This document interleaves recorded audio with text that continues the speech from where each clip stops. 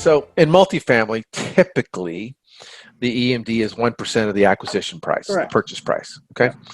So, and then as you've seen in my, my LOI, so I divide it up like half Yep. and then 30. half, then 30 Yeah. days later, the other Yeah. half, right? Yeah. Yeah. And then, so let me back up. So yes, when you put a deal under contract, you'll need to put some earnest money up, even though you're going to wholesale that off, right? So you either got to come up with it or you got to have a partner with you that can help you come up with it. And you either pay a percentage on the money, in other words, it's a short-term loan, right? Or you give them a part of the wholesale fee, right? Or a combination of both. Okay, because they're going to float you, basically they're going to float you a loan for 30 to 90 days, depending on how long it takes you actually to assign the contract. Okay. Now there's some other things to this, right? So Is it not like, say you were the person with the money, would I not say to you, okay, Paul, I have this deal, let's wholesale it, we just do 50-50? You could do that. And sure. You can do that too, right? You can do that. Sure. All right. So from their perspective, they'll need some kind of an assurance that they're going to get their money. So I would, you could do it a couple of ways. You could give them a real estate lien note, just a loan note. You know, you're going to pay them X amount of dollars. There's a due date. There's, you know, interest or however much you're going to pay them back, right? Two, if you trust the person, you have a long-standing relationship with them, and you want to form a Wendy and other person LLC, then the two of you can, you know, out of your LLC, be the contracting entity on the agreement, right? So it's Wendy and other person LLC. You're buying the property and or assigns, okay? Because you're going to assign it off, and that way they're assured that they'll get their half, okay? Yeah. But I mean, that takes some time.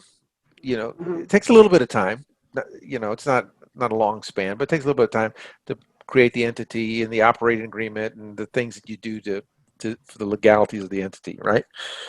I would just prefer to give somebody a note.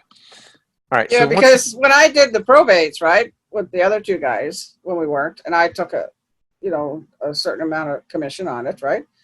I didn't draw anything up. We just worked together. And, handshake. Yep. That's great. Yeah, handshake. And that's how we did it. If a handshake works, great, right? You know, I just said, yeah, you know, like I trust you, you know, let's just do this, right? Sure. And you're a trustworthy person, so yeah. You know, it's like, then okay. The next thing is the timing of your earnest money on a multifamily. Okay. Okay. So by the time I find one to the time we have to put that half up. Yeah, it's right away. You got. There's a path here. Okay. You find it. Yeah. You evaluate it. You put it under contract. The seller signs the contract. Okay, and typically 3 days after the signing of the contract that you both sign it, 3 business days afterwards, is the effective date, what's known as the effective date. Okay. And typically on that effective date is when you put your earnest money deposit into the title company, into escrow. Okay. You can structure your agreement that it doesn't go hard until after the due diligence period. So then once you place your money in escrow, then you have beyond that time 30 days for feasibility period, inspection, due diligence. Yeah. Collect all your documents, go visit the site. That's when you're doing your due diligence. Okay, so for you as the wholesaler, that's when you're doing your due diligence, preparing a property package, and finding an end buyer all at the same time. It's a hustle. Okay, you just got to hustle. So in that 30 days, because at the end of that 30 days, you got to come up with the other half of your earnest money, right? And so your agreement with your earnest money provider, your partner, air quotes, partner, needs to be for the entire earnest money amount and not just half of it.